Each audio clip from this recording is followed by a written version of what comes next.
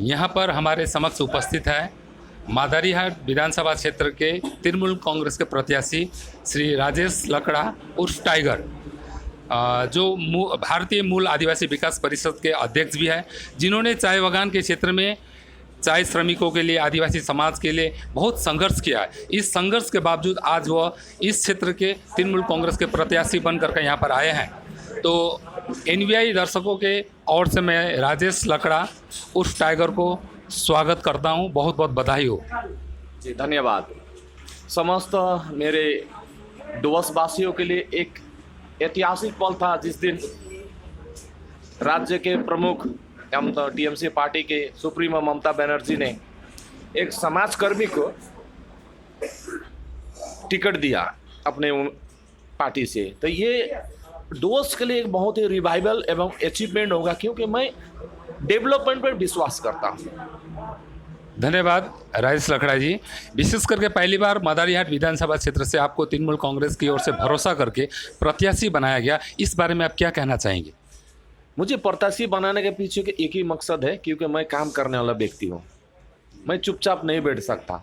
ममता दीदी को पता है कि ये लड़का मेरे साथ में आएगा, तो सब समय आके डुवर्स का डेवलपमेंट, बेरोजगार श्रमिक एवं यहाँ के स्थानीय ज्वलंत मुद्दा है, उसको लेके मेरे पास सीधे आ सकेगा। इसलिए मुझे एक संदेश वाहक के रूप में बनाकर मुझे प्रार्थी बनाया गया है। अच्छा राजेश जी, गत 10 वर्षों से ये जो मादारीहाट विधानसभा क्षेत्र जो तृणमूल कांग्रेस के अधीन नहीं था, इससे पहले वामफ्रंट के था। पिछले बार ये सीट जो था भाजपा द्वारा जीती हुई सीट थी। इस बार आपको प्रत्याशी बना करके यहाँ पर खड़ा किया गया है, तो आप जीत के प्रति कितने आशावान हैं?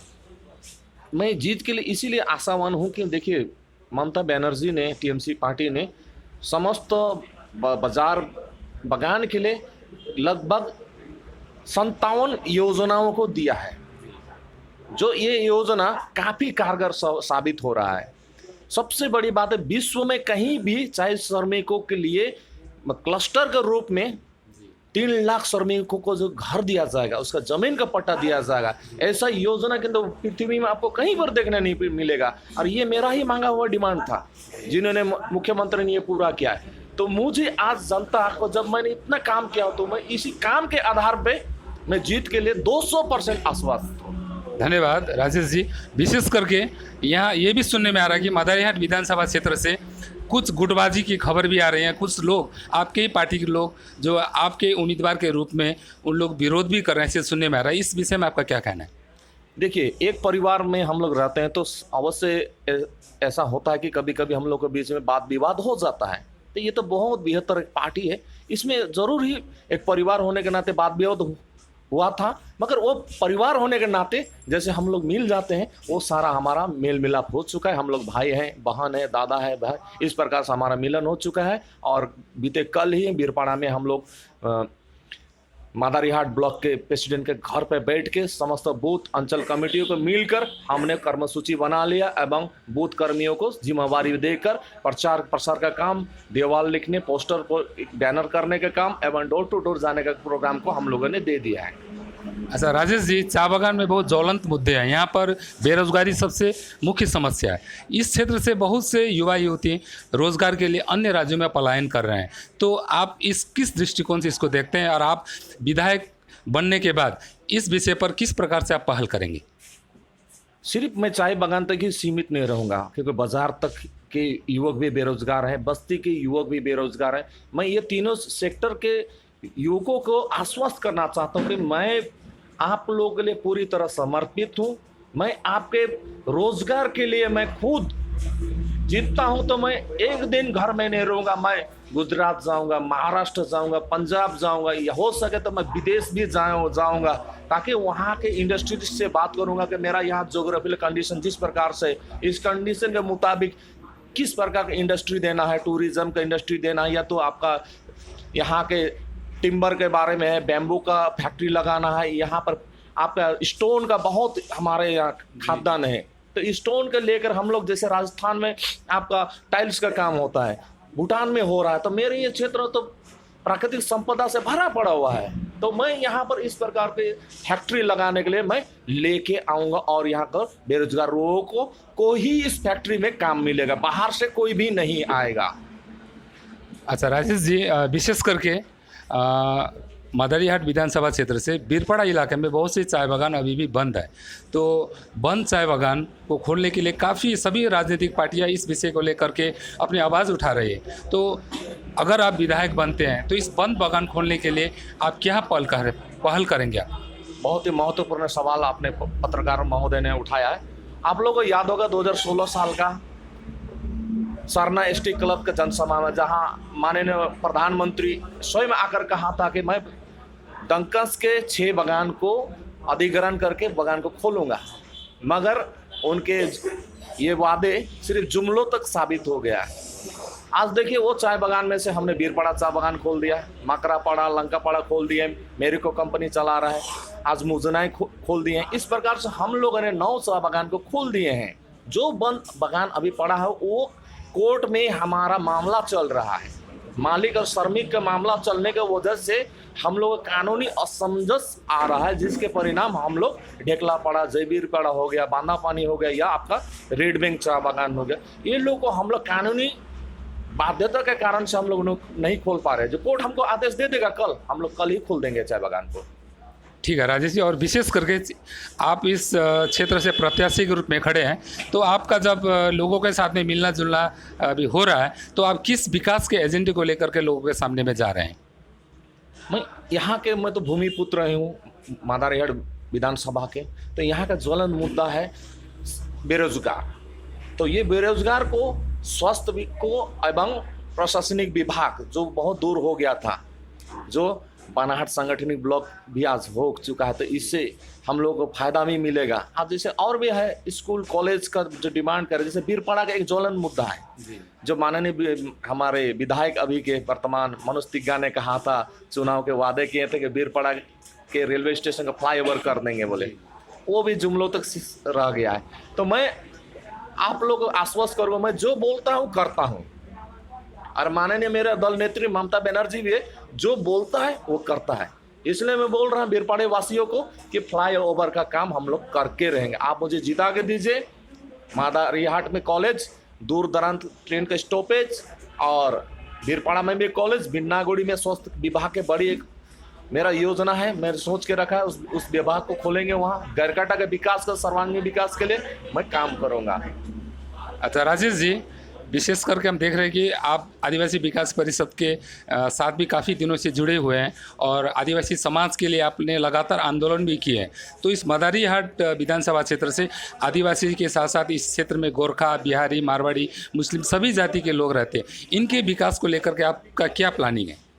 देखिए, मैं एक उदाहरण देता हूँ। आज चाय सुंदरी योजना मैंने एक सामाजिक संगठन से मांगा, मगर यहाँ तो लाभ सबको मिल रहा है, किसी व्यक्ति विशेष को नहीं मिल रहा है। तो मेरा एक ऑर्गेनाइजेशन के नाते मैंने विभिन्न डिमांड किया था, मगर आज मैं जब राजनीतिक रूप से मैं राजनीतिक बैनर पर हूँ, तो मैं उस वक्त भी सबके लिए मांगता था। आज राजनीतिक डिमांड हो तो सभी मजहब के लोगों के लिए उनके डेवलपमेंट, उनके ज़रूरत, उनके बुनियादी ढांचा, स्वास्थ्य एवं उनके एम्प्लॉयमेंट के विषय को लेकर मैं उनके साथ में सब समय खड़ा रहूँगा और उनके आकांक्षा का पूरा करने का कोशिश करूँगा।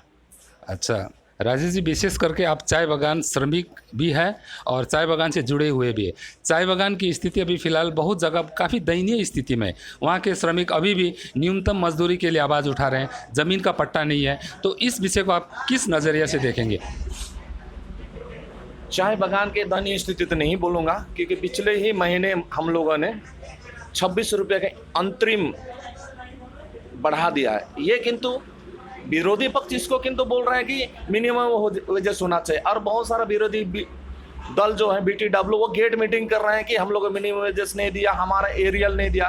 तो मैं माननीय सांसद महोदय के कहना चाहूँगा, एरियल आपका वेजेस बढ़ने पर मिलता है, इंट्रीम पे नहीं बनता है।